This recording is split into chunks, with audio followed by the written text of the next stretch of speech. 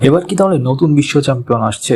2026 বিশ্বকাপে যেন প্রতিদিনই নতুন ইতিহাস লেখা হচ্ছে। শক্তিশালী দলগুলো হোঁচট খাচ্ছে আর অপেক্ষাকৃত ছোট দলগুলো খেলছে দুর্দান্ত আত্মবিশ্বাস নিয়ে। প্রশ্নটা এখন একটাই, এবার কি আমরা দেখতে যাচ্ছি নতুন বিশ্ব চ্যাম্পিয়ন?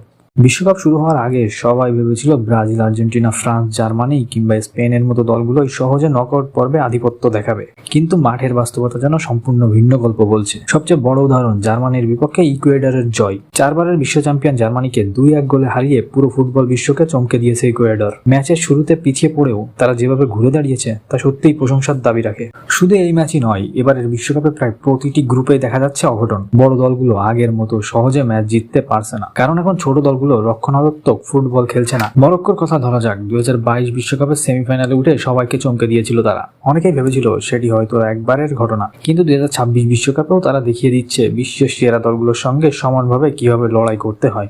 অন্যদিকে আফ্রিকার দলগুলো দারুণ ছন্দে রয়েছে।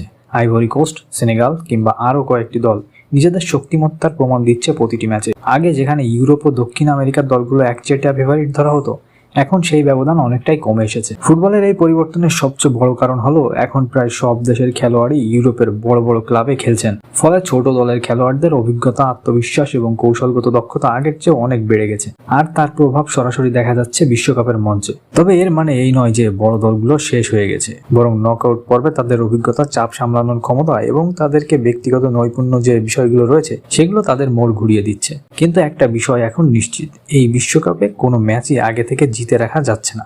প্রতিটি ম্যাচেই রয়েছে অঘটনের সম্ভাবনা, আর এটাই ফুটবলকে বিশ্বের সবচেয়ে জনপ্রিয় খেলা বানিয়েছে। এখন প্রশ্ন হলো, 2026 বিশ্বকাপে কি ট্রফি আবারও কোনো ঐতিহ্যবাহী শক্তির হাতেই উঠবে, নাকি ইতিহাস গড়ে প্রথমবারের মতো নতুন কোনো দেশ বিশ্ব চ্যাম্পিয়নের স্বাদ পাবে? আপনাদের কি মনে হয় কমেন্টে লিখে জানান। আপনার ফেভারিট কে? ব্রাজিল, আর্জেন্টিনা, ফ্রান্স, জার্মানি নাকি নতুন কোনো দল?